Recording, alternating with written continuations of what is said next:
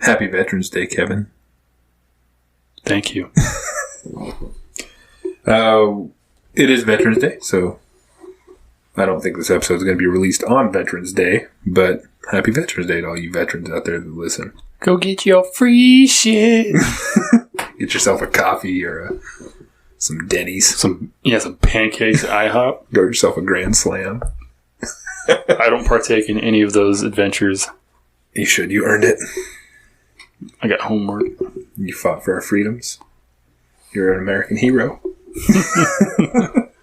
Anyways, so we recorded an episode today, which we don't typically do in the middle of the week.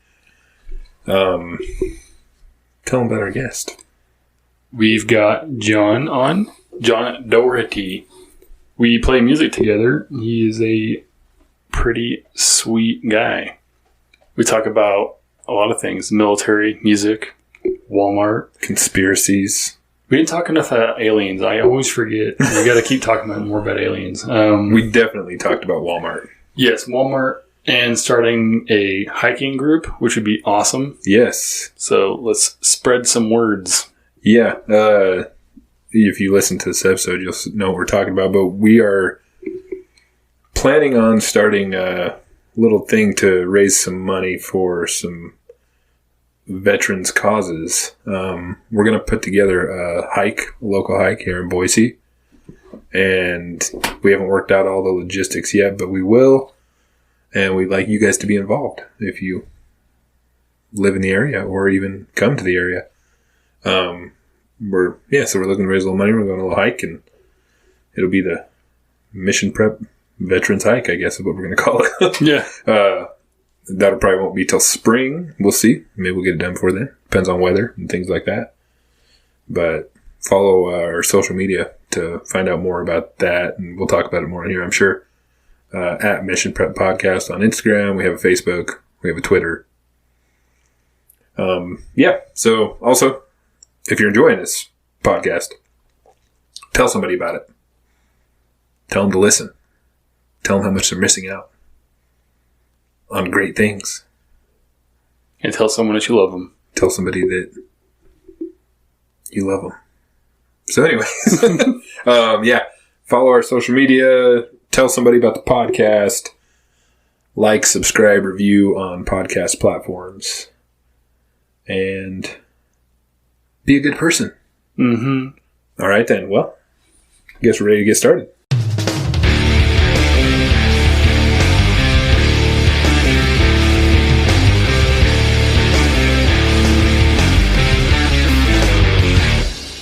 Hey! We're doing a special Veterans Day podcast. Our guest today is John Doherty. He is a veteran. He served with the 82nd Airborne and as an infantryman, of course, the best. He's also what I would refer to as a savant on the guitar and music writer. That's really stupid. Musician? Yeah, musician. I write music.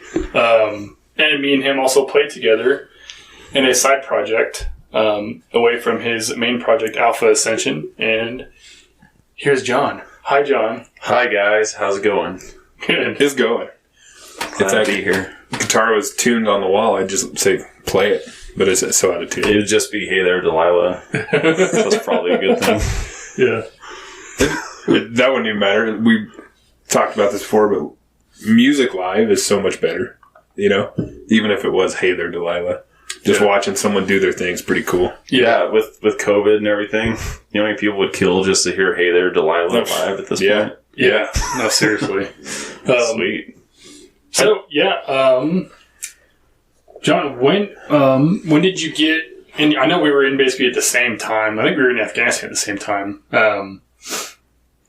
So, when did you join up, and why did you join up?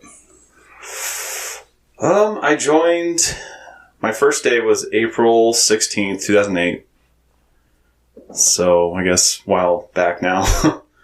I wanted a challenge. I was tired of working a 9-to-5 job. Yeah.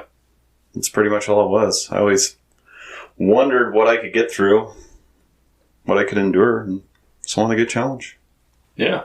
That was my primary motivation. And secondarily, I wanted to just make a difference in the world, I guess. Kind of thing. Was that right out of high school?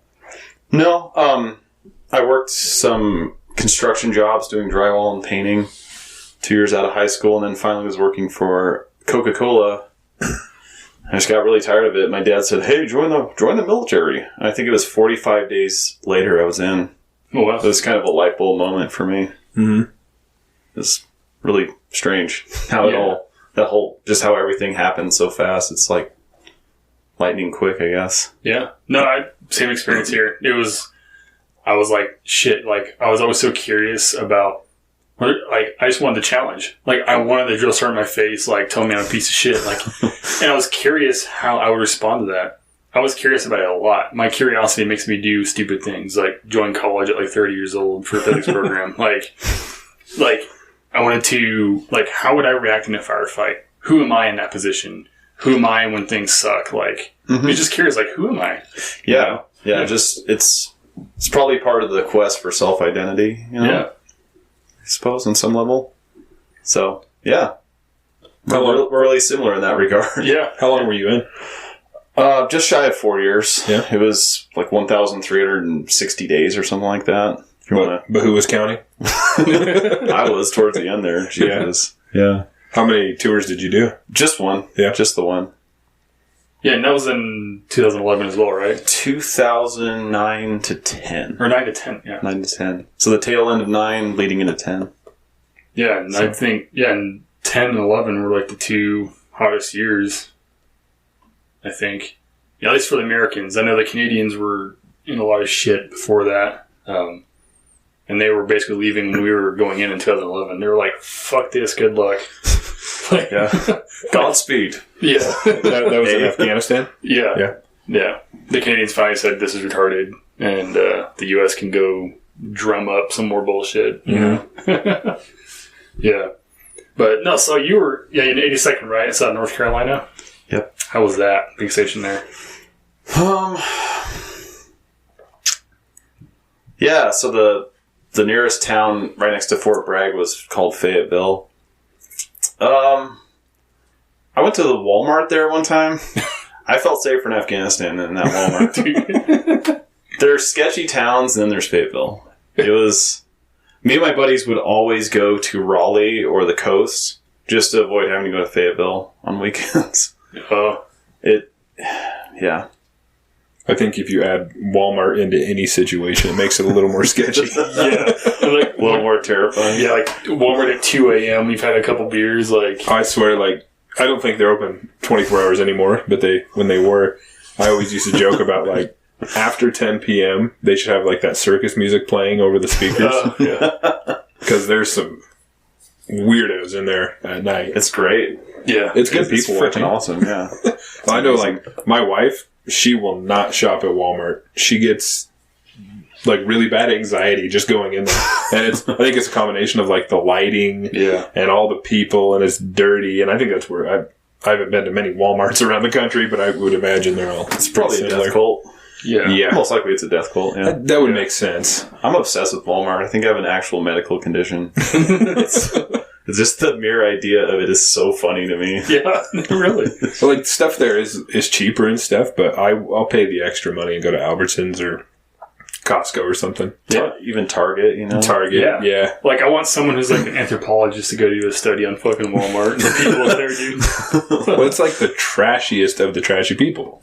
And I don't know why that specific place attracts those people. Cheap. But just cheap shit, yeah. And they can get stuff at lower cost because they can order so much of it. You know what I mean? What if humanity progresses to a point in the future where, you know, we're super advanced and everything, understanding, wise, and then people look back, like they recover fragments of a Walmart, for lack of a better way of putting that, and they're all, why did humanity do this in the past? Like, what is this shit right here? Dude, or it's like Idiocracy, where it's like you have one big mall and what is it, like strip clubs or porn shops, whatever, and Starbucks. Yeah. we're pretty much living in that movie the past couple of years Seems anyways. Like it. Sure shit seems like it, yeah.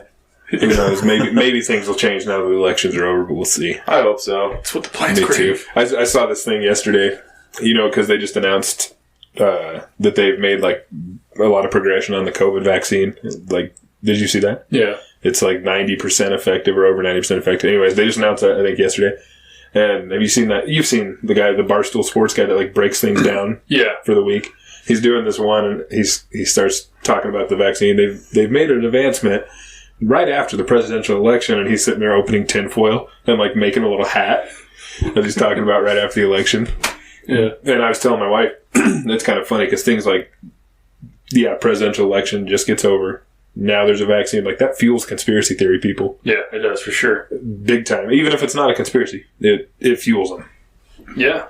Yeah, no, seriously. Like, dude, I mean, one of the theories out there, like, if you go into like, the Illuminati, the Freemasons, all that, basically Trump's whole cabinet was these people that are trying to overthrow the status quo that's been going on for the last... What's been control? Like, think about when Reagan's speeches or John Kennedy's speeches about the military-industrial complex, and people are trying to control you and all this shit. You know, Kennedy gets fucking whacked. You know what I mean? So they think it's all part of the same people, the same bloodline. In fact, we're talking about it's the same bloodline, and they're all running the country and they're doing their own thing. And they're all pedophiles, and that Trump's cabinet were the people that are actually trying to get rid of that whole system. You know, trying to make him look like they still said Trump was like a puppet. But the people behind them were basically zealots, you know. So I don't know if any of that's true, but... I have a hard time getting behind most conspiracy theories. Like, I find them entertaining, and there's some, like the Kennedy assassination, where I'm like, okay, I can see. Pretty thought-provoking, yeah. Yeah, but, like, right now, there's this weird niche of, like, older generation than us who are super into conspiracies, and they all also seem to love Trump. And I'm not sure what, and I think it's one of those things like they read it on Facebook, they think it's true, they repost it, and it just spirals. But the conspiracy theory thing, I find them fun, but I'm always skeptical about them. And you have to be skeptical. And by being skeptical, it makes you more interested in the topic. Like, hey, I'm going to look into this. Now you've just enlightened yourself because you've actually researched something. And some of it's valid. Like Alex Jones, all the shit he says is valid. And some things he doesn't talk about because it'll make him sound too crazy. Like, we're not ready for it. Like, you know, you got to give it in spurts. If he just came out tomorrow and said, and he'd say he was right, let's just, you know, hypothetical, and he came out and say, yeah, there's the reptilians, and they're trying to control everything, and they don't want anything good for you, you know, he'd be like, that's the reptilians, you fucking crazy asshole. But then maybe as time goes on, you're like, oh yeah, aliens are here. Yeah, they live under oceans. Yeah, and they look like reptilians. Now you can understand a little bit better, you know. But he has said some crazy ass shit that's been true, but he's also said a lot of crazy shit that wasn't true. Yeah. And so he discredits himself. The gay frogs or whatever. Yeah, the water's turning the frog. Turn the frogs gay. You're making the freaking frogs gay. Did you know there's a metal project out there that just uses Alex Jones samples? Oh, really? Dialogue? Yeah, I think it's called the Alex Jones Prison Planet. Or something like that. I gotta send you a link on Bandcamp. Yes, I need that. I'm tired of making the frickin' frogs gay. It's so damn funny. That dude, he's also, like, I think he's playing a character most of the time. He knows what he's doing. He makes a lot of money doing that. Yeah. I know my brother-in-law, he lives in Austin, which is where Alex Jones is, and he was in one of the parks here a couple months ago. And there's a video that went viral of Alex Jones recently. He has a megaphone. He's yelling about how COVID's fake and all this stuff. My brother-in-law was at the park that day. And in the viral video, you see him in the background. Yeah, he's, I don't know, Alex Jones. But with the conspiracy theory stuff, I think a lot of that is people are bored with reality. And they want something to be more interesting than it really is. That is right on the point. You stop finding meaning and purpose in things. Yeah. We would have meaning and purpose if we had another 9/11 or a meteor or a civil war. But when that's all happening, you have to put your attention to something. Next thing you know, like, you know what? I want to dress up as a girl tomorrow because I'm fucking bored and I don't know what to do with myself. Next thing you know, I'm a transsexual or whatever. You know? So, yeah, you can... We're also on a forward progression path, too, as well. Like, nothing's ever going to be fundamentalist anymore. We're not going to be a bunch of people in 1870 doing what we were doing then, you know. So you got a melting pot of people out there, and you got to give them something to do, you know.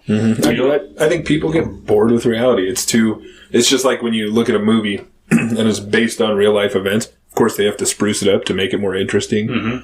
Like, I mean, you guys would know better than me. War movies. Yeah. And I've heard a lot of veterans and stuff say, like, it's not that exciting. It's pretty hilarious. Like, a lot of war movies Yeah. I find just hilarious. He's ruined them for me. He ruined war movies for me. Like, The Hurt Locker.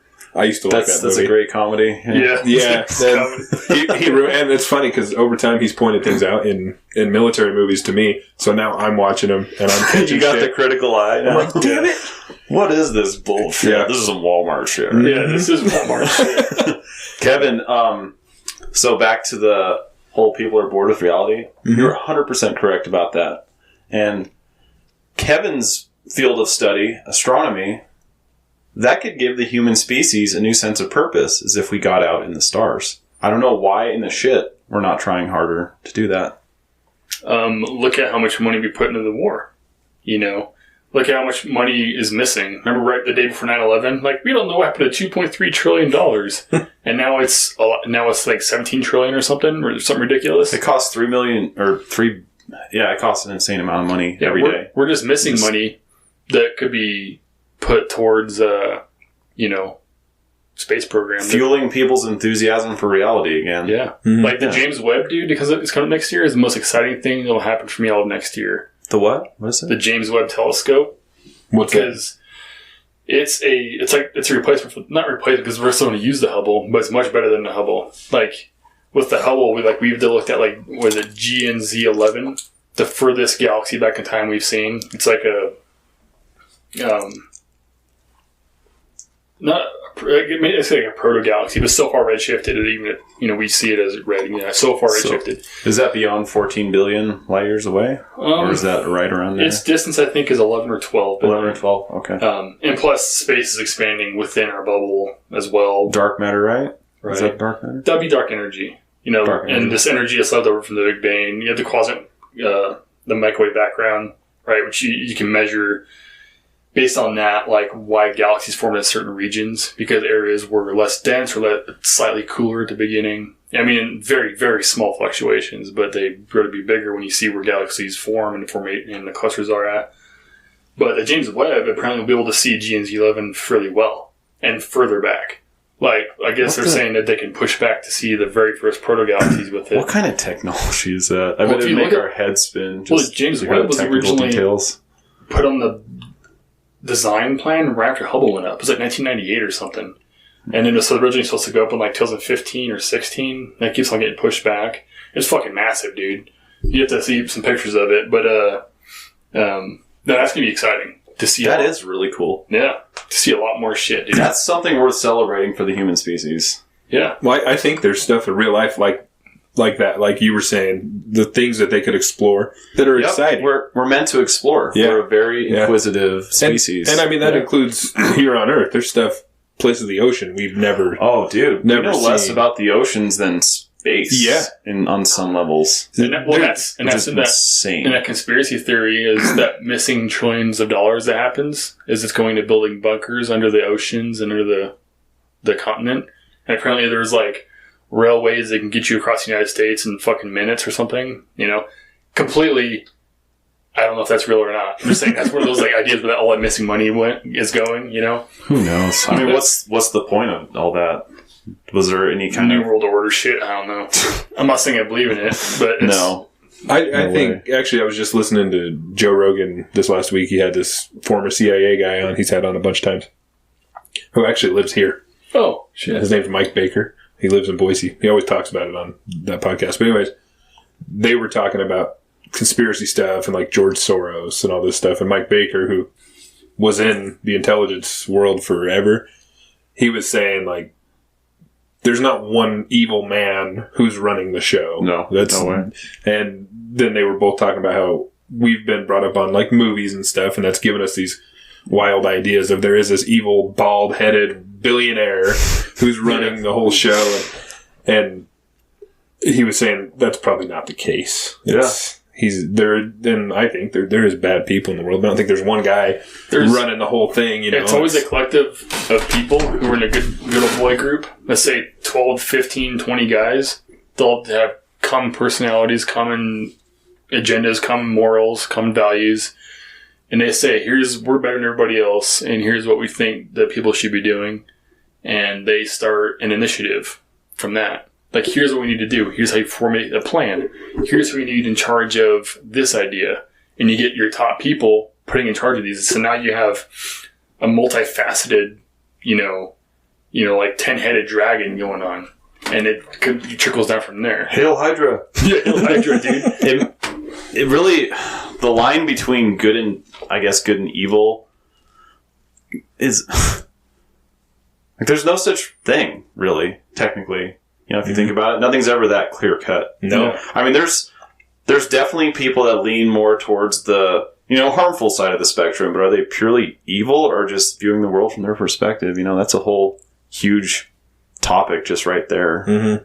So it's, as far as these conspiracy theories go, it's hard to just say, those guys over there are pure evil, those 15 dudes. Mm-hmm. No, they just might have a different perspective than everybody else, and they have the means to actually make that perspective a reality. It's always been fascinating to me, because I hate looking at things in black and white. Like, this is good, this is evil. No, there's a lot of degrees within that, so. Mm-hmm. Yeah. It's part of being objective, I guess. Well, and those, evil people doing evil things, that exist in the world, but they probably, a lot of them think they're doing the right thing. They think they're doing the best for humanity. And it might, most likely not. I mean, you guys definitely know there's evil in this world. You've dealt with it. Totally. But to them, they're defending their homeland. They're trying to do what's right with the way they were raised. Exactly. It doesn't make it right, but and and that's why, even though there's a lot of people in the military that are maybe, of very average intelligence, everybody comes out, I think, especially, I don't know about the other MOSs, but I know, like, when you're in infantry and you're combat-oriented guys, the jobs you have to do make you a more enlightened person. Even because you can be sitting next to someone you only like and they're dumb, but say you're out like in an OP and you're sitting out overnight, and you don't have TV or cell phone or anything to keep you busy. You start, as soon as that's happening, your brain's trying to find something to stimulate itself. And so you start having these in-depth, deep conversations about all of this. And next thing you know, you come out of the military with this better understanding of everything around you because of that. Some of the dumbest shit you can do is sit around on an OP not knowing, nothing's really going to ever happen at night. And then you have to be able to stay awake, or on guard watch or something, and you're having like some deep-ass conversations. What's life about, man? That probably fuels that bond that you see between guys. I mean, other than you guys go through crazy shit together. Yeah. But you're also spending the time sitting there. Well, you run out of shit to talk about, and the next thing you're talking about, here's the kind of sexual stuff I want to try and all this. These next thing you're having these intimate conversations because with each other or with each other. Yeah, with each other, of course. Yeah, in the back of a Bradley. Yeah, keep it in the family. Hey Jake, can I grab that beer? That beer. That thing looks so tasty. It's gonna be nice and cold too. Yeah. Oh, it's got America's colors on it too. Sure Look at that. I forgot. Thanks, buddy. So I was supposed to go and get those like canned wines in the camo can, It's like that perfect. A little bit of wine in the camo can, and then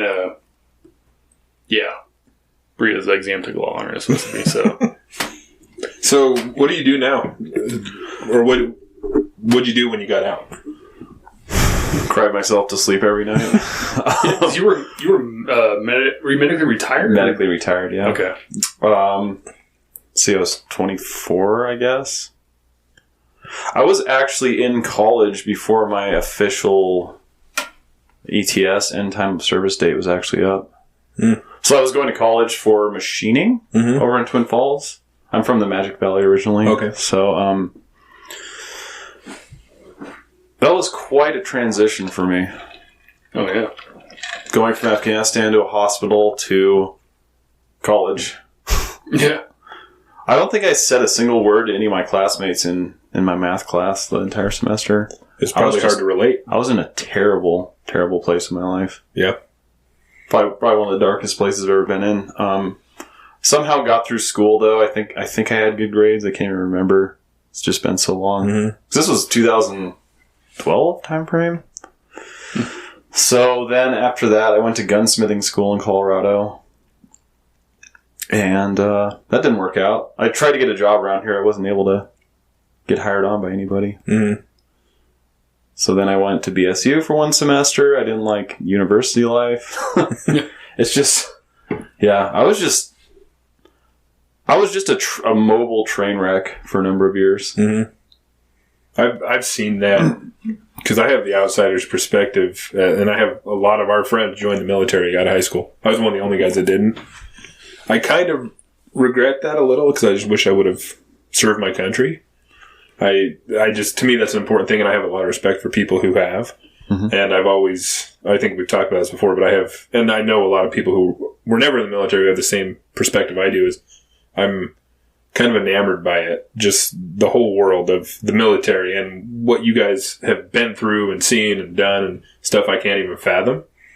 But I have a crazy amount of respect, and it's something I kind of regret I didn't do. But anyways, a lot of our friends joined, and I've watched, and these are some of my best friends, and I've watched them since they got out deal with it in different ways. And I mean, I can only do so much. I'll be a friend. I'm there. I'm an ear to talk to, but I see people handle things different. It's transition in anything, whether it's coming out of the military or just coming away from something that's all you know. Transition's a crazy thing. Yeah, it really is. You need a sense of purpose and you need a mission. Because if you're already mission oriented, and now when you're having, physical and mental injuries, you need to have a mission still. It keeps your mind off of all that. If you just sat around, then you would just fall into pit of despair and probably kill yourself. Mm-hmm. I've noticed even just since I moved, I had that huge, massive backyard in my last house. I've noticed I was like, man, with school, I can't do that anymore. And I always realized that was better for me than where I live now in this neighborhood where we have sprinkler systems and all that other shit. Because now I'm not taking care of, the pond, the grass, the trees. I'm not taking care of shit other than stuff that's inside the house, mm-hmm. mowing the lawn. It's like vets need to have that. And we're already meant for manual labor from a physiological point of view. So vets need to continue to doing, like you, even after that, you still went to scuba school or scuba certified, right? Yeah, I went to a place called Sea Experience in Fort Lauderdale, and they took us from not quite the ground up, all the way to PADI instructor status, which was really cool. Mm-hmm. Okay. I think I had 23 dives going into that school. That was awesome. Stuff's pretty physically demanding, that's for sure. Yeah, I bet. It's an incomparable experience. What would anybody really compare scuba diving to? Right, yeah. I've never done it, so I don't know. That's cool. It's so unique. It's in its own category for sure. Yeah. And that satisfied the adrenaline fix. So that was a cool thing. Yeah. It was a good thing. Because you're doing commercial diving, right? Then I did commercial diving after that, and did not like that as much as scuba diving. Just a whole different ball game. Okay. It's not as... You can't move around as much. You don't use fins and stuff like that. Typically, it's a lot different diving. Okay. Not all kinds of diving are the same, so... Huh. Not getting much of that around here, I'm sure. No.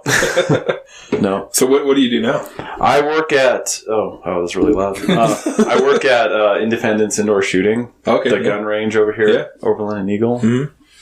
Been there since February. So I was actually there pre-COVID. Oh, really? It was a whole different dynamic. That's with everything right now. It was a big paradigm shift, wasn't it? Yeah, and that's the other thing. Like you were talking about, like adapting and stuff like that. People find a way to get through things. We're really good at that. Yeah, we are. Really good. We're meant to adapt to things, and there's some people who just can't find it in themselves to do it. But I think, like I've seen it through my line of work or my kids' school. People find a way to do something. Yeah, people are going to bitch about the way kids are online school, but they found a way to do it, and people adapt. What do you do, Jake? I'm a contractor for the post office. So I'm a truck driver. I drive a semi, and I haul mail to and from post offices. And we never stopped. We got busier. You probably work some crazy hours, too, huh? Yeah. Most of the year, it's not too bad. I can't complain. Around Christmas is when it gets nuts. We're gearing up right now for that crazy amount of time, or that crazy time. And it's usually about mid-November it starts to pick up, and then once you hit December, it's a nut house. It's crazy. Yeah, they have a big processing plant here in Boise, and that place, it's like Santa's workshop, I guess. It's hard to explain unless you see it, but Yeah, it gets crazy, and then as soon as Christmas is over, it's like a switch flips and goes back to normal.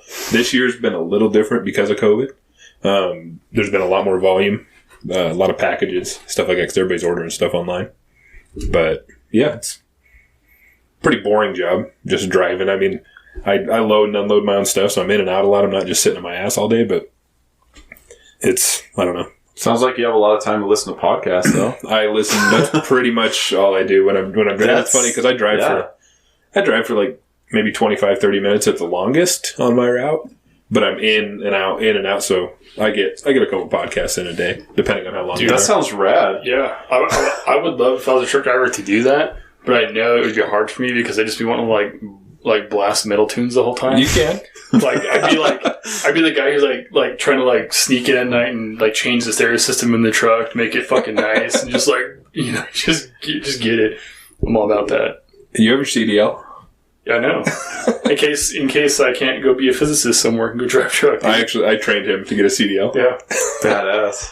And then the job you were at, like right after you got it, you left. Fuck yeah, dude. Just take that shit. Yeah, but you have it. A CDL is a good thing to have. You can always find a job. Seriously. For sure. Yeah. There's always somewhere that needs a driver for something, whether it's over the road stuff and those guys make good money. I just, with a family and stuff, I could never do that. Dude, something I've had my eye on for a few years now, which I think would be beneficial for a lot of veterans, because a lot of them, I think, are kind of like-minded. Some aren't. We can get into that later. I would say 3 distinct types of veterans, right? But it's been years now, like, because like shooting is one way of relieving. You know, you're practicing something, you're getting better at something. It's also costs money. You know, not everybody has the money to just go dump on rounds all the time. You know what I mean? Especially when you like shoot my 6.5, it's $1 a round. You know.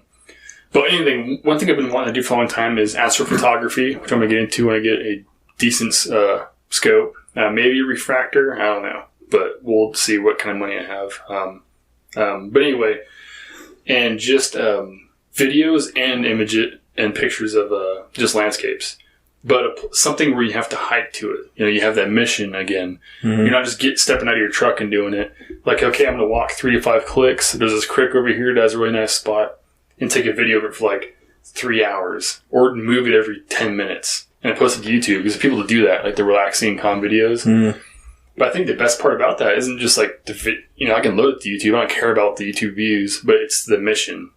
It's hiking out there with your shit, being prepared for it, and taking images and having to put your attention on something like to get a good shot or a good image, you know, a good video, whatever you're doing. And same thing with astrophotography, you know. Getting out somewhere away from people, away from the light pollution and doing stuff like that. I think that would be really cool to get into that with nice equipment and then get other veterans into doing shit like that. Give them a purpose. Get out of your house, get off of Call of Duty, get outdoors with me, and let's go do it when it's like 15 degrees, because it sucks, but you remember that pain you have when you're cold or you're hot it gives you that sense of purpose again, like a little bit more of a challenge. Yeah, dude, we should start a veterans backpacking club. Idaho is just a giant theme park for outdoors. Yeah, it is. So backpacking fucking kicks ass. And a theme park for veterans. There's a lot of them. Well, that's like Walmart. Well, like I said, working with the post office, there are so many veterans that work for the post office. It's insane. They have to be the majority of people that work there, I would imagine. And it's kind of cool what they do. Like, if you're a vet, if you go to work for the post office, your military time goes towards your time in the post office. Really? Yeah, towards, like, your retirement and everything. Huh. Also, like, when veterans apply for the post office, they go to the top of the list because they have a priority for veterans. And from what I've heard, the post office runs really similar to the military. I know they run off military time, but the order of stuff inside and stuff like that, and so it seems like veterans fit in to the post office. It's like seems like a good place to go afterwards. Yeah, and there's a lot of veterans there, and I mean there's guys that were Vietnam vets, maybe even older than that, and all the way to the most recent wars, and yeah, a lot of vets in there. But yeah, I think everybody needs some kind of purpose, not just veterans. I mean, everybody. That's why. Yeah, we've really lost our way as a species. Yeah. We've really stagnated. Yeah, I think it's highlighted on veterans more because veterans got in a place that was in one way healthier. We got in a place where like, oh, we should be moving all the time and problem solving all the time like our ancestors did.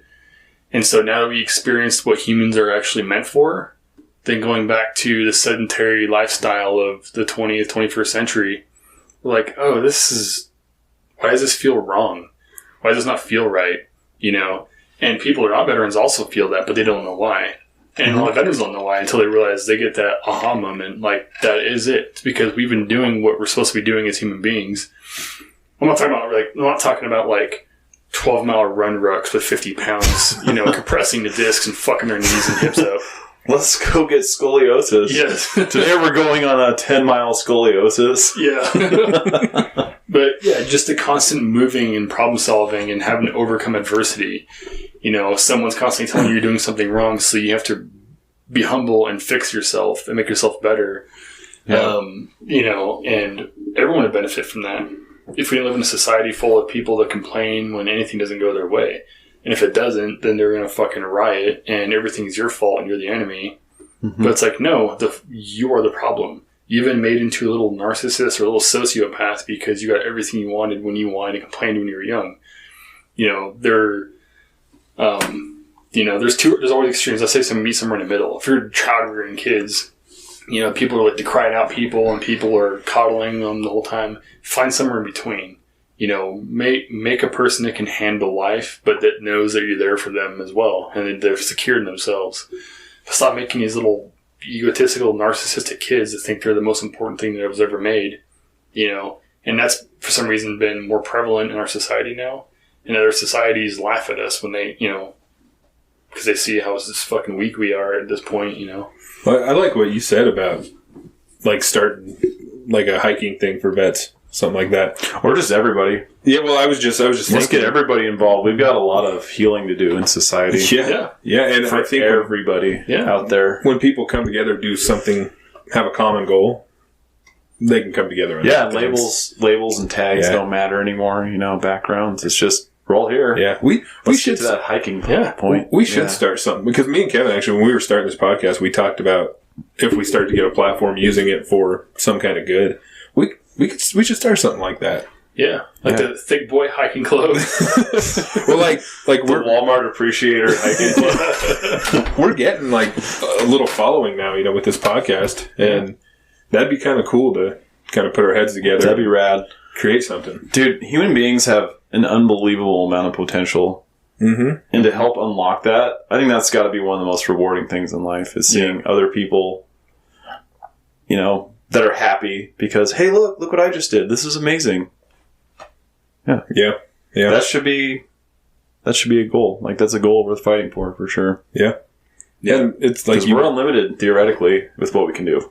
Yeah. Nobody's ever seen the upper limit to. Yeah. Look at David Goggins. He's trying to find that. I would recommend living his lifestyle because you're going to be in a lot of pain. Hunter S. Thompson. But I do feel Let's see what we can do here today. He's a good example of what the body's capable of. Yeah. You have a lot of those guys as ultra marathon runners and stuff like that. Yeah. And then even the mental side of it. Da Vinci. Mm-hmm. That's crazy. That guy had to be at the highest echelons of human potential. Yeah. Just unlimited How do you get to that point? Can anybody get to that point? Does it have to be just one guy, or can anybody do that? I think there's outliers too. There's super special. There's some anomalies, but some people in general, people can do whatever the hell they want in general. Yes, if they put enough work towards it. But we're putting emphasis on being over specialized these days, though, because it pays off.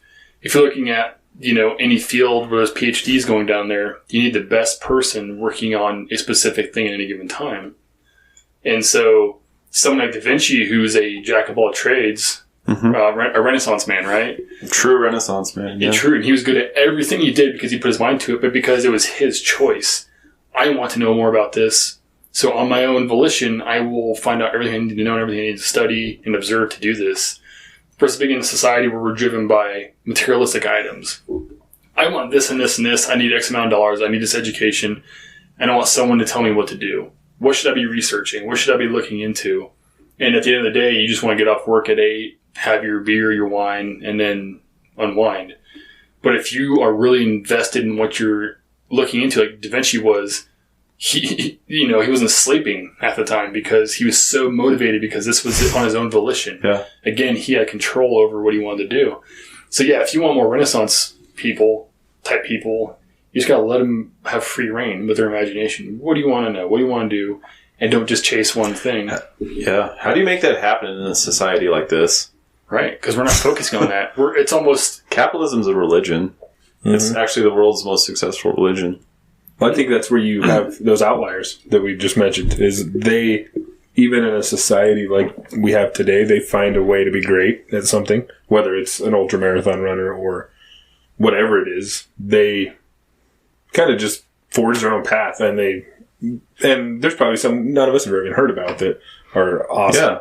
Oh, yeah. But nowadays with social media and stuff, there's a few guys that have a following that are crazy. Like even what's that Alex Honnold guy that did the free climb, free solo. Free solo.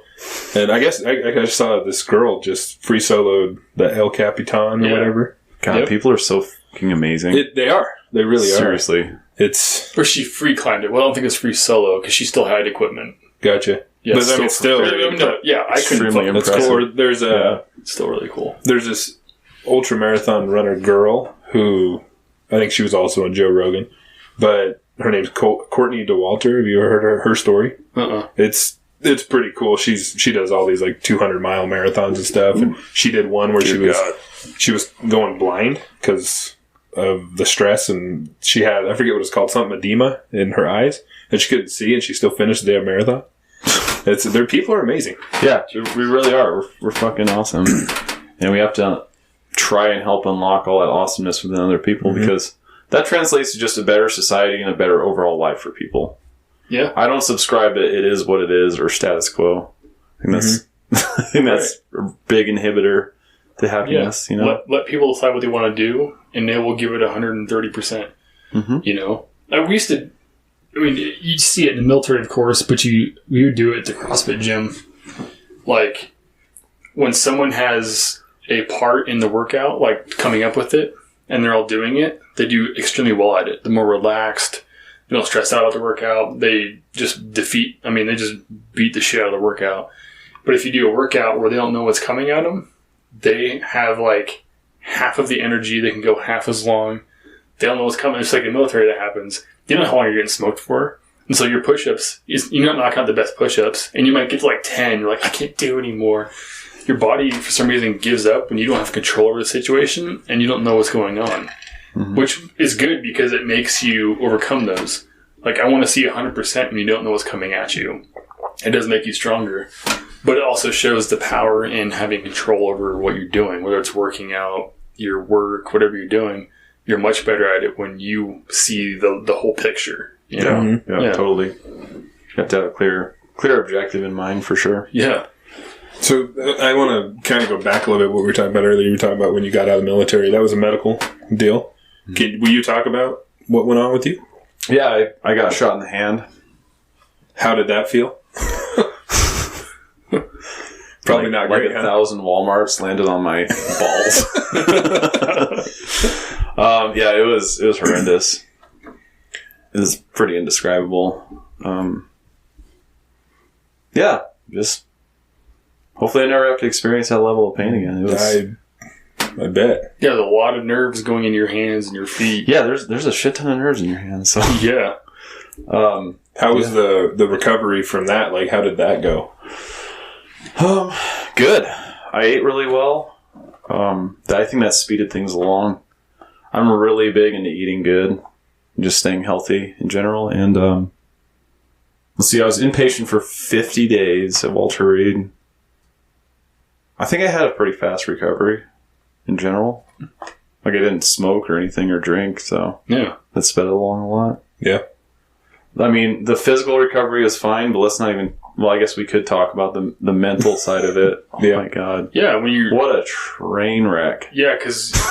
so I imagine it's pretty hard when you're now missing, about half your hand to, like, have a part of you that's, like, gone. Because it's part of your body's part of your identity, right? And so I imagine it was hard to lose, like, part of yourself, in a sense. Yeah, that is a weird feeling. it seems like not a big deal, I guess. You know, if back when I had all my limbs and I saw amputees, I thought that wouldn't be that bad. Mm-hmm. Then I became one, and I thought, yeah, I just randomly will think to this day, that is so weird that you're missing digits, dude. What the fuck? Like, for no particular reason beyond just you just don't have as much shit as you were born with. Yeah, like that's it. It's a bizarre. It's kind of an indescribable, weird ass feeling. Yeah. No, I imagine as you're an adult, it's strange. Yeah. It's harder to cope with because you've had it for so long. Like, this is me, and then now, like, oh shit, like part of me is gone. I'm different now. It's like you're trying to find yourself over something that you thought seemed kind of, more trivial than it really is. Yeah, you never really appreciate what you have until it's gone. Yeah. And then I always look at pictures of back in the day, and I'm like, holy shit, that guy's got 10 fingers. Yeah. Who's that? Intruder alert. Well, that's where, like, the adaptation thing, I mean, he was saying you play guitar, you're playing guitar, missing fingers, that's pretty fucking cool. Thanks. Talk about what people are capable of. Like, that's why I'm sure it'd be harder if it was on your other hand to play guitar. Yeah. So, believe it or not, I'm actually left-handed besides playing guitar. Really? So if I actually played guitar left-handed, I'd be SOL. Yeah. So because I'm ambidextrous. Well, you'd probably figure it out. I mean, no, I would have given up. To be honest, you can't fret with this hand. Switch hands, you'd be all right. Yeah, you'd probably be a decent bassist. I'd be the William Murder face. Yeah. So do you ever, like, just out in everyday life in public, do you ever get people ask you, like, what happened to your hand? Yeah, does it get super awkward? So there was one Saturday I was working at the gun range and I got asked 3 times. And the first 2 times I got pretty upset because Saturdays are usually our busiest days. But then the last time I told a guy it was a golfing accident. And I've never felt more proud of myself than in that moment. You gotta have humor. Because he's going home like, how the fuck? Yeah. He's like, he just mind fucked him. Yeah, he's all, really? I said, yeah. I told a guy last week that it was coronavirus. I think that's important, though, like, when shit sucks, to have a little humor. I agree. It makes things easier. And sometimes I might not be healthy either, just trying to joke and laugh everything off. But there's a place for it. Yeah, when I got kind of upset the first 2 times I got asked on that Saturday, because Saturdays are really stressful at work, so I was already stressed out. But I don't know.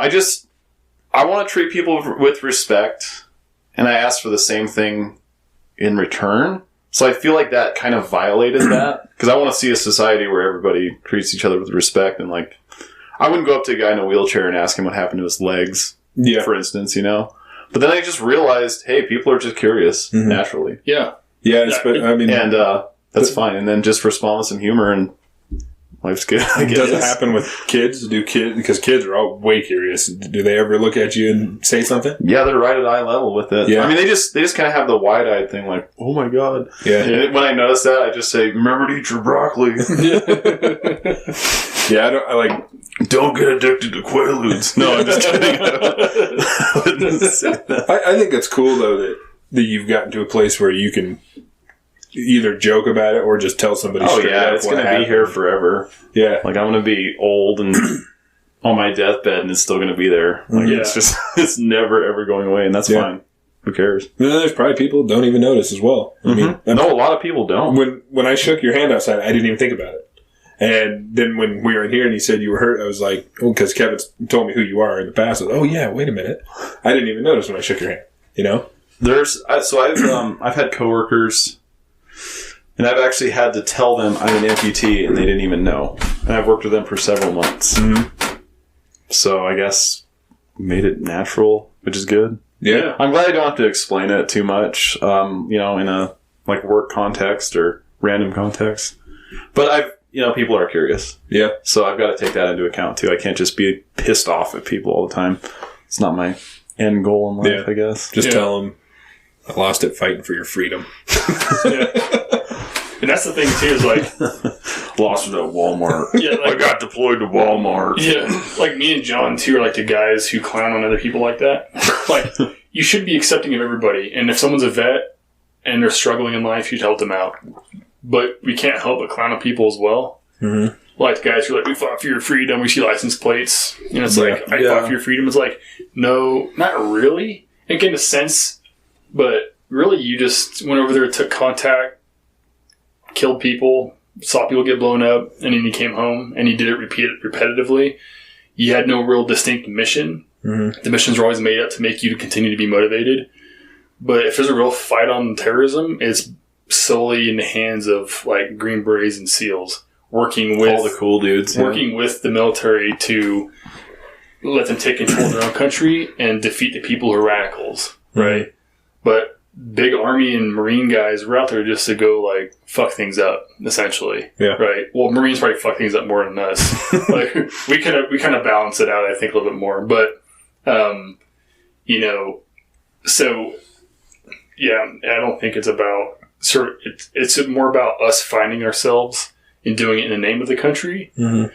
But I would never be like, yeah, fuck your freedom. You know, I think it's very derivative of older times, which is not appropriate now. When we were, it is, yeah. It's. I was actually having a conversation with one of my coworkers the other day. He was in the Marines. We were talking about how we don't care about accolades, awards, recognition. Just, you know, especially when the goal is just self-empowerment, self-discovery, and stuff like that. And I didn't do anything. I literally didn't do anything. I had a job. That's all I had. That's it. Yeah, got hurt at work. Yep. Job-related injury. Well, it's exactly. Once again, from the outsider's perspective, I've met a lot of veterans. Most veterans don't talk about the shit they've done or how cool they are. And typically, if they are talking about that, they're full of shit and everything in life. They seem like they don't have their shit together at all anyways. True, yeah. And I think that's with any profession, anything. If someone's going to sit there and tell you how cool they are and how good they are at their job, they're missing something. You know what I mean? Just do it because people have eyeballs and they can see that if you're doing it day in, day out, you don't have to say that. You know? Maybe if they didn't get enough affirmation from their parents growing up, maybe that's why they act that way. Well, they might not get enough affirmation in any aspect of their life. And so they're searching for it. They probably need good friends. Yeah, they feel like nobody loves them. Having good friends is extremely important. Yeah. You know, feel like nobody loves you, then you're constantly going to be that guy who starts a conversation with, hey, I'm so-and-so, I was this, that, and this. Like, oh, whoa. Because they immediately want you to like them based off of that. Because they're insecure that you may not like them for it's a confidence thing. Yeah. We talked about that in our last episode with, like, the job and stuff like that. How when you're not confident, you're searching for people to tell you you're doing a good job. Yeah. And once you're confident, you don't need that. You already know you're good at what you're doing. Yeah. Yeah. You're just comfortable in your own skin, you know? Yeah. I mean, these are the cards you've been dealt. Mm-hmm. See if you can get better ones. Yeah. If not, then whatever. and that's why I think the hiking thing would be cool. Because, like, I get it. Sweet. You have Go Ruck, and a lot of people like that. I even did one, and it was a disillusion in a sense because it's not meant for people who are already veterans. And they're like, oh, you're a vet? It's like, yeah. Like, what'd you do? I was like, well, I was infantry, you know? And then he's like, well, okay, cool. That's cool. I'm like, all right. He was run by some like 18 Delta and a couple other guys. One of them was like, he was driving by a ton in like this fucking SUV. It had like recon on it. It was like force, you know, like, and they're like drinking. And like that's not who. You want to be that guy you're in when you're out. You know, the top of your game, someone who can lead from the front. Always in life. Like, strive for something, try to be a better person. Mm-hmm. Not, this is who I was. Because I felt like my experience with Go Ruck was, like, this is who we are, and we're going to talk to you and smoke you like we get smoked. So, it's like, and then they call it bridging the gap. I heard that term a lot. It's like, that's not bridging gaps. That's letting people know who you are because it's called fucking narcissism, right? That's textbook narcissism. I'm going to come off in a very appealing, nice, understandable way to you to make myself so that you'll pull me into your circle. You'll listen to what I'm saying. But while I'm doing all that, I'm telling you who I am. I want to make you suffer so you know I have control and power. It's always narcissism. So my experience with Go Ruck was not good because I was in the military. You know? Whereas those other people were like, this is just fun, whatever. Like, just smoking us or yelling at us or whatever. And this is like Call of Duty. Yeah, right. And I'm like, that's not healthy for, I think, someone who's a veteran. So the hiking thing can get someone just like, hey, this isn't fucking stressful. No. If you want more stress, then let's get a smaller group and make a plan. Like, hey, let's move 10, 13 clicks, and let's go over this terrain. Mm-hmm. And then along the way, we can stop, we can make it a little bit more organized so that you get that sense of purpose if the hike isn't good enough, you know what I mean? But not in a way that we're demeaning each other. We're relating, we're finding respect and commonality among each other. Because you make it someone who wants to do it. And you know, guys notice like coming across the gym too, like there's always people that come in and they're very quiet. You can tell they're standoffish, they have their wall up. So we do that, and it's like, well, how can I get this guy's wall down in the next 3 clicks? You know what I mean? And get through to him, and now this guy that I may not have liked if I give him a chance is a really cool motherfucker, right? So yeah, back to the hiking thing. I think it is a good idea. We should do something. I mean, it's kind of getting a shitty time of year where the average person isn't going to want to go hiking in the snow, but there's always crazy people that will. There sure is. But we could do, even once a year, do like the Mission Prep Veterans Hike. Have people donate a little money. We can find a veterans charity that's worthy. I know there's a lot of bullshit ones out there too. Yeah. But like everybody that wants to come, donate whatever they can, put together a big thing, go hike Table Rock. Let's do it. Something like that. Let's freaking do it, man. And especially like, it might have to be when this next spring, but we can get everything set up. And then hopefully also by then people won't be afraid to go around groups of people. Shit, we're going to socially distance this hike. There's warm days. Throw your mask on. Let's go. There's always warm days in December. That's true. But I mean, the other problem though with the winter is when it does get wet, those trails, you can't even use them and shit like that. So we might be able to start the planning now. But a lot of people, and I'm one of them, like that though. Like I said, I want to go take videos and shit in the snow. I like adversity. Yeah, we could do little things like that leading up. But I'm talking about like one big day where we can get a bunch of people together. Right. That'd be really, and also so my fat ass can get in a little better shape before I go hike with a bunch of people. And everybody carries like in their pack like a can of beer. You get to the top, you chug the beer. That'd be cool. With the hormone, with the pheromones, everything makes you feel. You're like, fuck yeah. Yeah, cigars. Yeah. Bust out some cigars. I hiked Bora, and me and my buddy Tyler busted out some cigars. Really? Everybody's looking at us like, what's wrong with those guys? You guys are going to die from cancer. You might die if you fall off this fucking mountain on the way down, bro. Bora is fucking terrifying. How long did that take? 12 hours round trip. Jesus. There was at least a half a mile of free climbing.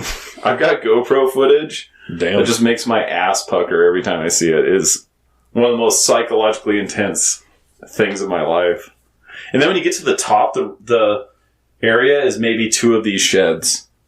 There's hardly any area on top of on the peak. It's fucking crazy. Yeah, we should get something. We'll do something. That'd be cool. We can use use our social media, because most of our listeners to this, we are gaining a pretty good following, but most people live in this area. Yeah. So we can get some people involved. I'm sure there's people listening to this right now would be down to donate a little money to a good cause and be able to go on a hike. That'd be fun. Yeah. Yeah. Let's just do everything we can to empower people in general. Yeah. Everybody's spirits are so low. Yeah, I mean, you don't have to be a veteran to come on the hike, but we could donate it to a veteran cause or something and make it a thing. That'd be cool. Because when we were first starting this, Kevin was talking about like maybe doing like a rake up Boise thing with Mission Prep and just trying to help the community. But I think what we're talking about right now would be kind of cool. Yeah, I think a lot of people don't know either that they haven't tried it, especially like they're depressed or something. How good it feels to do something for somebody else. That's one of the ways you find meaning and purpose, right? Anyway, like, go selflessly do something for somebody else, not for money or anything. You realize, like, man, I feel fucking good right now. I feel good about myself. Mm-hmm. Like, yeah. It doesn't even have to be anything big. No. Like, the other day, I was at work, and this dude I work with, he would start his car, it was dead. I was like, dude, I got jumper cables. That little thing, I felt good about myself. Yeah. It's like, dude, I just helped him out. Yeah. It does talk about like a purpose and stuff, helping people with anything. I've heard so many people say that altruism doesn't exist. I think that's a load of garbage. I agree. I really do. I agree. There are selfless people in the world. There are, and there's a lot of good people. Mm-hmm. Just genuine good people. There's a lot of shitbags too, but there's a lot of good folks out there. Well, yeah, I usually don't see someone in a nice Mercedes pulling the side of the road to help push someone's car that died. You know what I mean? Like, I couldn't be seen in public doing that. Like it's people who don't give a fuck about what people think. They just want to do the right thing. Mm-hmm. You know what I mean? Like, you know, I love seeing that shit when someone just gets out of their car and they're like, fuck this, I'm going to help this guy push his car. Like, yeah, dude. Or if you hold the door for an old lady at the store, Something like that. Something little. Yeah. The world's a lot more beautiful than the media portrays. Yes. Because the media makes money off of tapping into people's limbic system. Mm-hmm. It separates us. Next thing you know, and because you don't see the people that they're tapping into all the time, the media can say, hey, black people are rioting and they're doing this and that. And all of a sudden, since you don't see black people around this neighborhood a few, right? You could be like, yeah, that's right. Yeah, fuck that. And now you're separate, you're divided. And you forgot we're basically the same. And if we should be mad about something, it's about, we should be mad at the person who's doing this shit to us. Yeah. Well, it's on the other side of the coin, too. You, like, for instance, gun owners.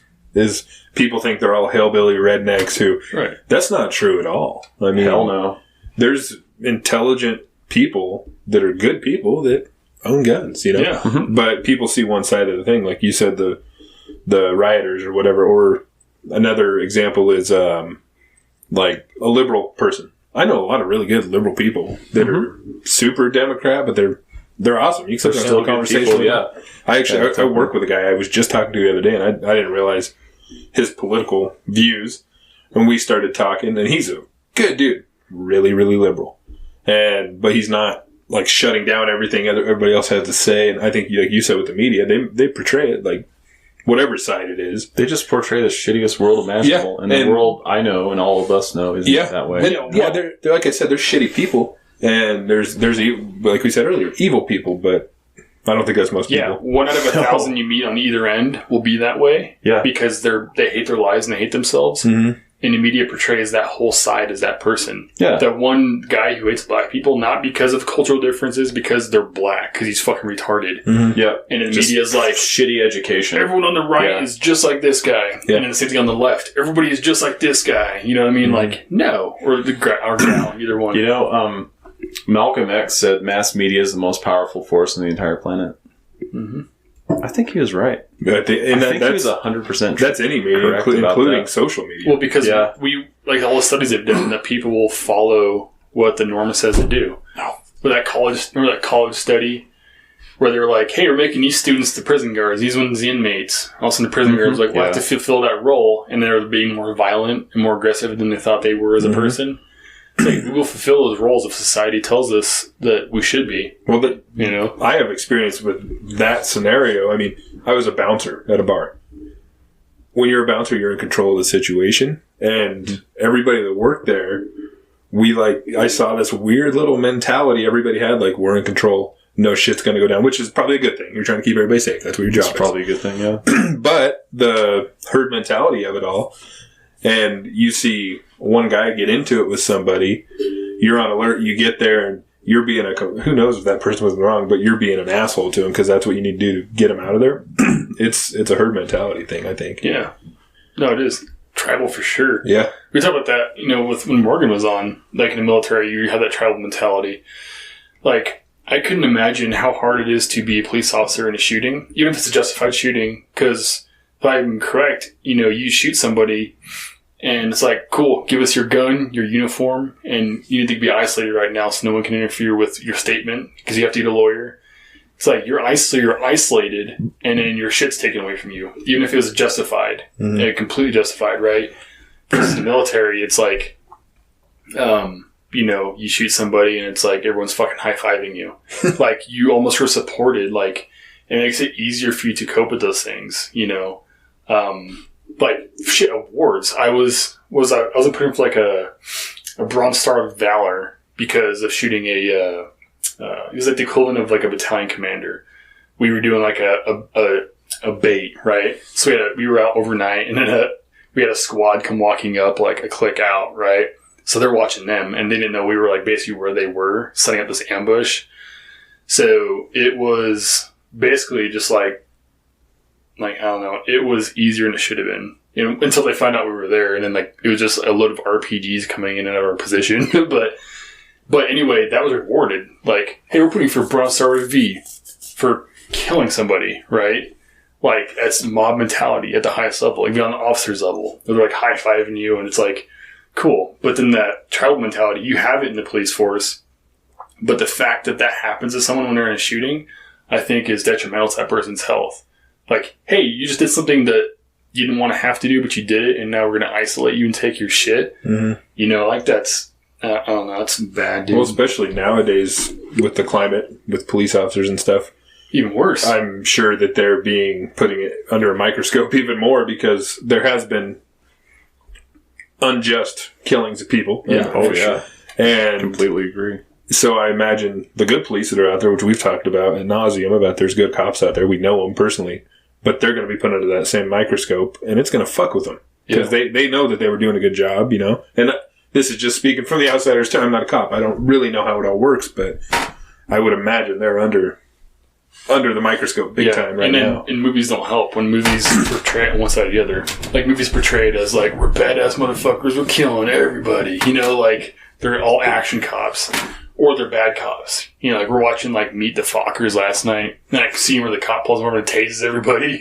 Yeah. Like, that's like the worst mental cop you want to have contact with. You know what I mean? Have you ever seen the TV show Chicago PD? Yeah. So I used to watch that like back when it first started.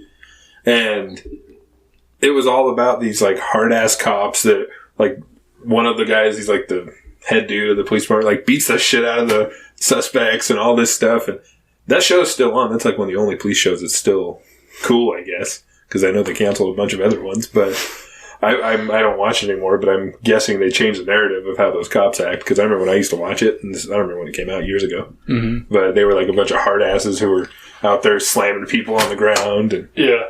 No, one of the coolest cop shows I ever watched was that. I'm sorry, I can't. Southland Tales.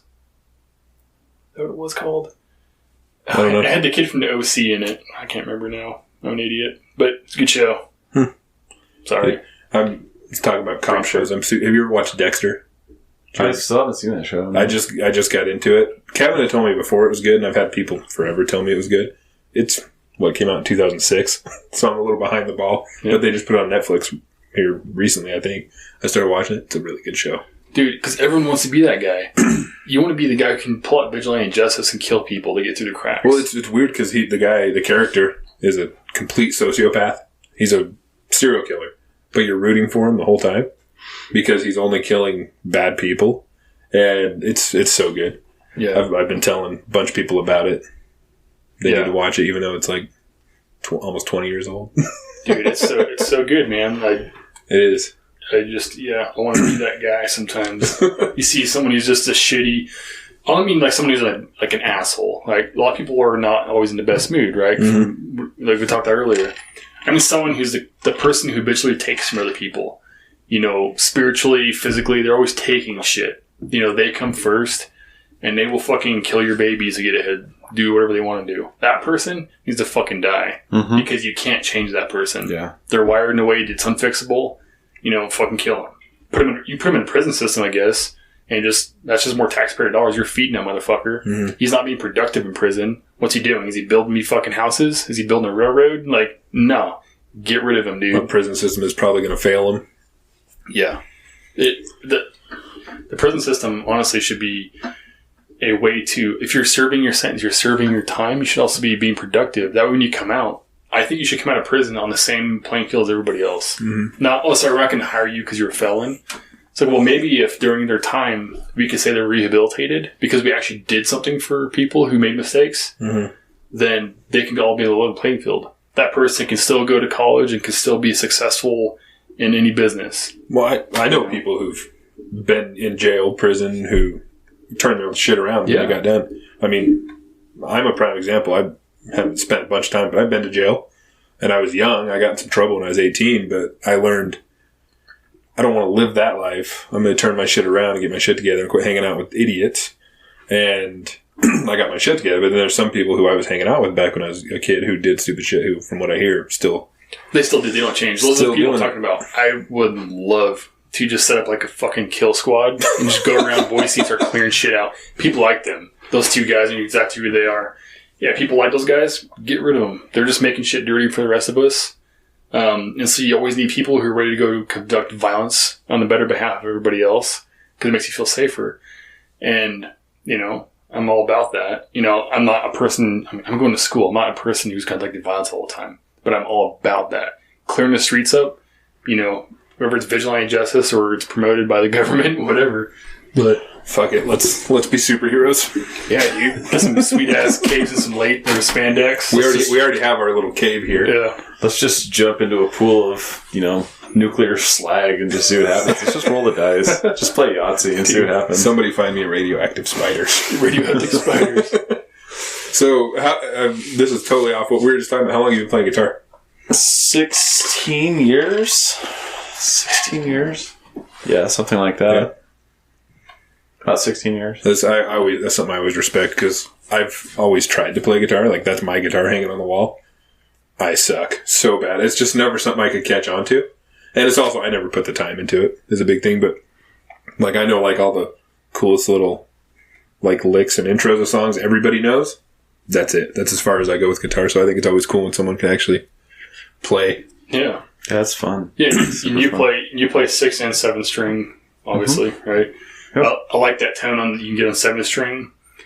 Especially you and I play together, and we're doing like some like syncopated riffs with the drums. They're just like, it's almost in a sense it's almost like heavy rap sometimes. The way the beats go along with it, and it's just almost intuitive that you play that way. When you're on the 7 string, sometimes it's. And we're not talking about Gent here, by the way. He's much better than just playing on the top chord like an idiot. Like using a 7 string for what it's utilized for was what John does. I'm saying if that thing was tuned, I'd just say play something for us real quick, but I know it's so out of tune. But yeah, that was my very first guitar. I got it for Christmas when I was like 13 or 14. That's awesome. You still have your first guitar? Oh, that's why I have it, because it's kind of got some memories to it. Sentimental value, yeah. It was off of some infomercial. I don't know if you guys remember those infomercials, but it was Esteban. He was like this Spanish guitar player, and he sold his own guitars. And my parents ordered it from the infomercial for Christmas. That's cool. And I mean, it sounds all right. It's nothing special, but it's my first one. I've had a couple between that one and now that I got rid of or whatever, but I can't ever get rid of that one. Don't do it. It's a trap. A while back, me and John were looking around like Craigslist, like for a bassist a while back. Mm-hmm. Dude, and that's where you want to find people. Dude, I still have I still have a screenshot on my phone of this. Is in Caldwell. Some guy was like, "Hey man, like I want to start a gent mumble rap group." He's like, what do you say? Like, no kids, no jobs. 420, like something like that, yeah. Like, yeah, you better not have kids. I don't want that shit around. You better not have a fucking job. Craigslist is the Walmart of the internet. Dude, like, I want to meet this fucking guy. One time me and Kevin were checking Christian Mingle for bandmates. I always go to Farmers Only. Get me a pretty good on a banjo. It's a good time. No, I didn't even know Craigslist was still a thing. Yeah. And when I was helping you post your drum set for sale, I was like, is Craigslist still a thing? So I went up and, yeah, it is. I posted it on there. But I haven't heard anything because I don't think anybody uses Craigslist anymore. No, people on Craigslist probably can't afford my drum set. Probably. Yeah, I want to get back down to just the one drum set, the acoustic. The digital drum set, the Roland, is nice, but I can't justify a $5,000 drum set at this point in time that has so many settings. You can do whatever you want with any sound on that drum set, but you still can't do on that what you can in an acoustic set. With the tempo, like when you're playing at a certain tempo, the amount of oomph, I guess, or staccato you're putting on the snare, the hi-hat can change with emotion and feeling. And it's always just... you can adjust the sensitivity, but you're still kind of getting the same digital sound at a certain level. You can't get the same, that ambiance, I guess, you can get with acoustic, which is still fun to play, though, because it's still fun to play at like 8 o'clock at night on electric. But yeah, the acoustic's the way to go, especially if you have a good kit, you have great cymbals, Well, if any drummers out there listening, you want to buy a nice electric drum set, hit us up. Brand new. So what kind of music do you play? Christian mumble rap. Oh, yeah. The best kind. I guess it's metal. I've experienced a ton of changes in my style over the years. So it started off, when I was, 16 years old? Or 16 years. So I would have been 17 when I started playing. So I'm into some pretty heavy metal, like not heavy metal, but heavier metal bands, faster metal bands. I was just a teenager, super pissed off, had acne, all that shit. Mm-hmm. And that's the foundation, I suppose, with a little bit of, I guess, ambient rock mixed in there. And over time, I've learned blues, jazz, classical. So I guess it's metal with like a metal foundation with more abstract. I don't even know where I'm at anymore musically. I really don't. It's just music. Yeah, it's in a metal context for sure. I mean, there's double kick with the drums, down-tuned guitars, all that stuff, distortion, but it's something. Yeah. Not really sure where I'm at anymore. I like what we were doing kind of towards last time we were jamming out was like having that push and pull, the yin and yang between the ethereal ambience with heavy grooves versus just being one thing all the way through. Because it's like when you go to like a live like theater show, like you have the cascade of emotions, right? It's a drama. Yeah.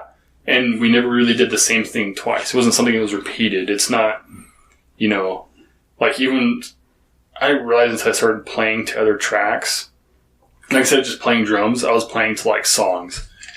Even something that seemed complex on the drums was still just repeated. And I was like, oh, once you get that down, it's actually easy patterns. And it was actually intuitive. Versus some drummers, like you have like J Post ones, the Tesseract drummer. Yeah, Tesseract drummer. Matt Halpern from Periphery. Yeah. You have like Mudvayne's LD50 album, Matt McDonnell. The drums on that album are some of the best drums composed. It's just one of the best albums ever made. Yeah. The time signatures are so fucking weird. Yeah. Like drums it's like asymmetrical warfare on music, dude, because it's not just linear, repeatable lines. It's ridiculous. Thinking man's music. Yeah. And that's kind of where we were going too, intuitively, and it felt good. Yeah, I wish we could show Jake some of our stuff. Yeah. We gotta get some recordings, but so before I started working with Kevin, before we started jamming, the last album I did had a Egyptian or like Middle Eastern theme to it. Okay. I've got this, let's see, Native Instruments Complete 12, I think it was, 12 or 11, that has hundreds of world instruments. So you get stuff from India, you get stuff from Middle East, you get stuff from Asia. All those, some of those instruments sound unbelievably cool in a metal when you mix them with like heavy like rock context and stuff like that. And that is a completely unexplored realm in music. That's I think it's cool to introduce different shit. That's why when you ask me what do I play, it's just kind of whatever the album or the mood dictates. Yeah, it's what really sounds good. Like there's no concrete like pattern or template nowadays, and that's cool. It's this amorphous thing that always changes. What I'd like to do is eventually morph things into like a space rock, like super ambient. Like I'm thinking like a deep space kind of vibe where you just get lost in it, but it's still kind of heavy, emotional. That's what I'm aiming towards. That's the direction I have. Well, I think like what you just said about how music is like it's hard to pin it down pretty much. There's a lot of artists out right now that's what they're doing. It's just good music. Amazing. It's incredible what people are doing out there. And I'm not a musician, but I'm a big fan of music. I love the talent of it. And if it's whether it's a good songwriter or a good guitar player, good lyricist, stuff like that, I absolutely love it. And there's a few artists out there right now that are really cool. I've talked about him before on this podcast. Sturgill Simpson, I don't know if you know who he is.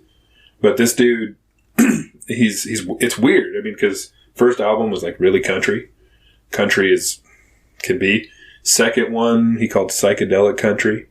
The third one, he called, I don't even know what he called it. It had horns and everything, trumpets and all that stuff. Sweet. Trumpets and horns. Brass. Brass is really fun. Oh, yeah. And it's funny because people, they classify him as a country artist because I think he's from like Kentucky or something like that. But that album, there was nothing country about. He doesn't get wrapped up in labels. No, and he's also not on the radio. And he's gained like this cult following over the years. Really big online following. Anyways, his most recent album he called a rock album. And it had like a bunch of synthesizers and almost like sounded like 80s new wave mixed with... That's freaking badass. It's hard to explain. He's one of my favorite artists. I love that dude. But and then his most recent album he just dropped during all this. He did a bluegrass album. And Bluegrass is fucking sick. he went back to his catalog of music and redid them all in bluegrass.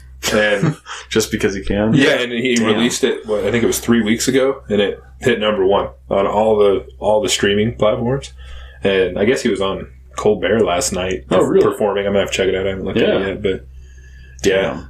And then he recently he's been getting a bunch of flack online because I think he posted something about how he was something with politics, and he was more liberal Democrat, and he's a quote-unquote country singer, so all these hillbillies that probably like him does not compute. Oh man, they were pissed. And also Stephen Colbert, who's a super liberal TV host, he's going on that show last night, and he posted yesterday online, I'll be on Colbert tonight with my buddy Steven. It's like he's trolling his fans. Yeah. But yeah, it's like, why does someone have to fit the whole complete narrative for you to like them? It's stupid. Yeah, it's it's stupid. unreal. It's unbelievable. And, yeah, I don't know, he's kind of been classified as a country artist, but he's someone you should check out. I'm a big proponent of him. I always try to tell people. Simpson, you yeah. think? Okay. Yeah, I'll add that to the queue. He's pretty good. Yeah. Art is pretty much the universal language. I think that's what's so fascinating about it. And music in particular, I feel like that's a lot easier to enjoy than other forms of art because you can listen to it online. You know, you can see a picture of a painting online, but you probably have to actually physically be at a painting to appreciate it more, sculpture, something like that, you know? So music and writing, those forms of art, amazing. Mm-hmm. Well, that's like I was saying, when you see the music live, it's just so much different. You feel it. Yeah. I played a bunch of shows back in the day with my solo project, and I really, really miss that. Do you sing too? Sort of. The first album I recorded, I did vocals on, and that one got a lot of praise.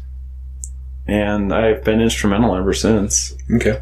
I want to get back into doing vocals. I think it's really fun. It's a good psychological release. Mm-hmm. Yeah. Hopefully I don't vomit just a bunch of stupid words and stuff. I'd like it to be somewhat poetic, but... you write your own music and everything? Yeah. Yep. No, it's singing, you're right, because not everyone has to be vulnerable enough to sing, but just even just yelling. Yeah. You know, if you're working out, you just want to like start dropping elbows on a fucking bag, like just yell. Dude, Walmart. It's nice. Walmart. Yeah. This episode is brought to you by Walmart. Yeah, it's It's a one-stop shop, dude. It is. Get your tires rotated and shit, then go get your shitty meat. Get your shit meat. Get your shitty meat and your gluten.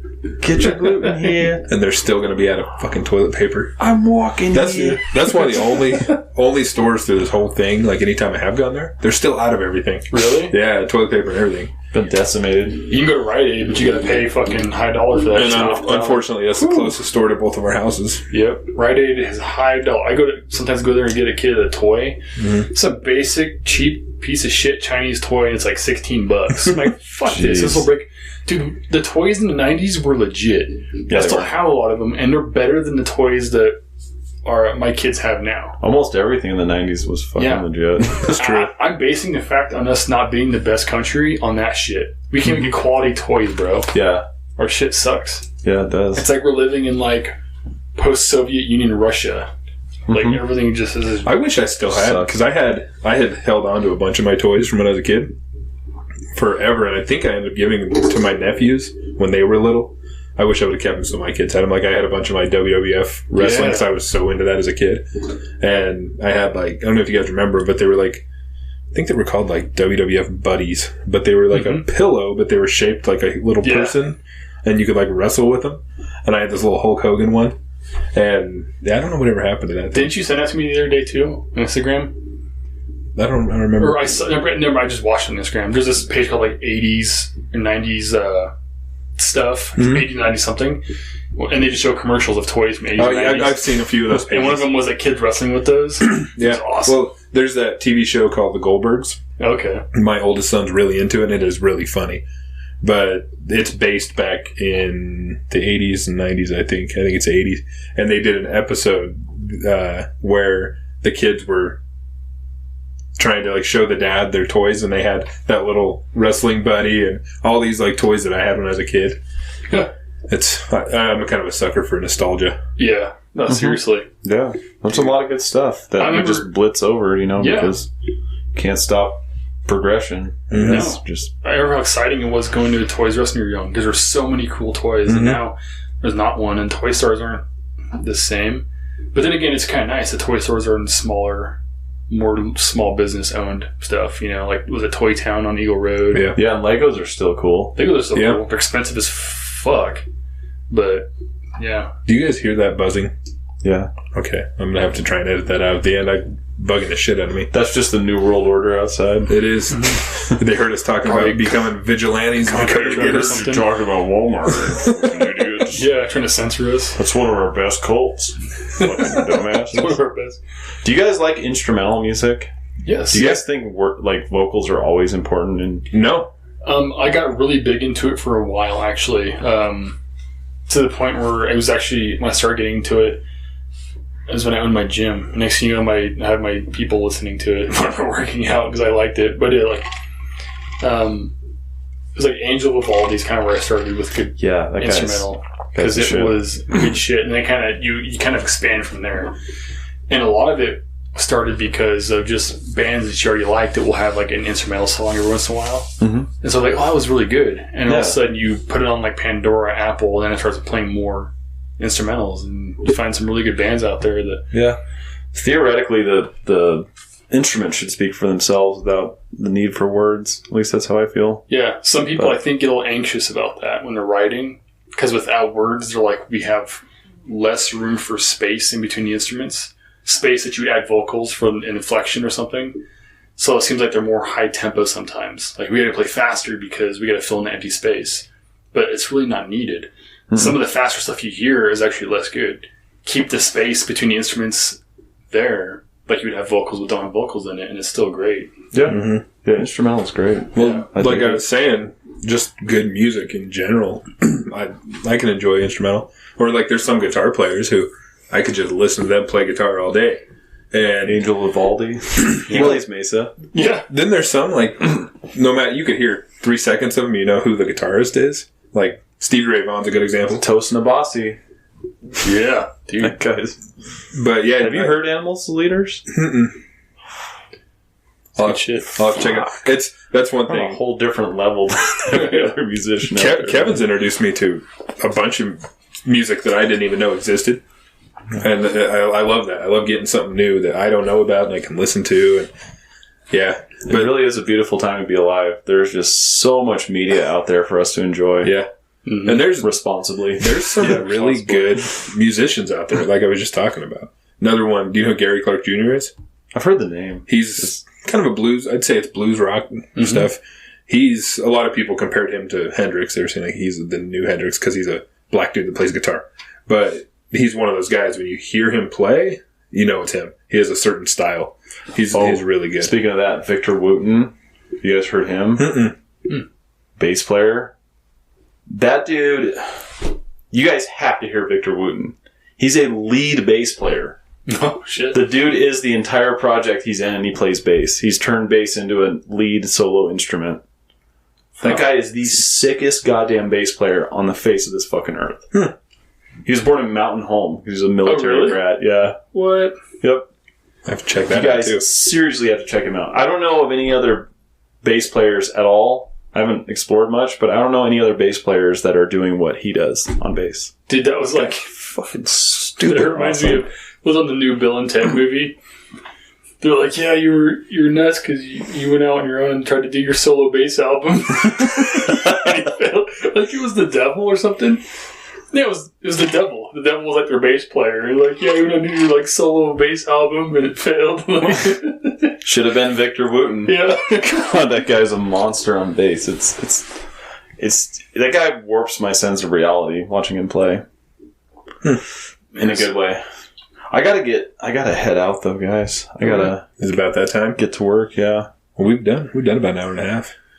Dang. Yeah, goes by quick. Yeah, it's with the headphones on too. It's like you're in your own little world here. Yeah.